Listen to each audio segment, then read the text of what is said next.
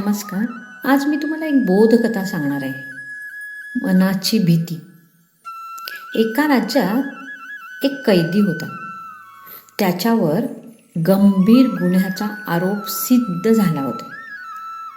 न्यायालयाने त्याला मृत्यूदंडाची शिक्षा सुनावली. त्या राज्यात एक विचित्र परंपरा होती. कैद्याला थेट कशी शिक्षा द्यायची हे जेलर ठरवत असे. जेलर कैद्याला म्हणाला, तुला 2 पर्याय आहेत. एक म्हणजे तुला विषारी साप चावून मारण्यात येईल आणि दुसरा तुला अंधाऱ्या खोलीत नेऊन काहीतरी देत. कैदी खूप घाबरला. साप म्हणजे मृत्यूच.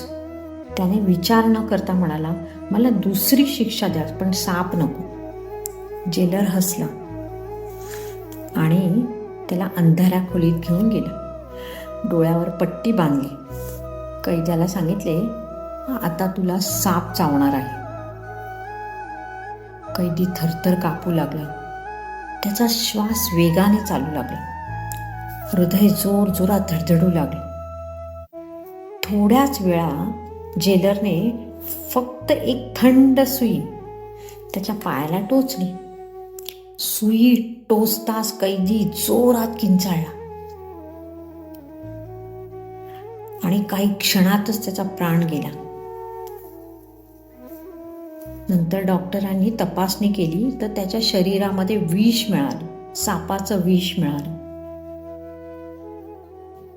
सापाच्या भीतीमुळे त्याचे हृदय बंद पडले होते. जेलर शांतपणे म्हणाला, सापाने नाही, त्याच्या मनातील भीतीनेच त्याला मारलं.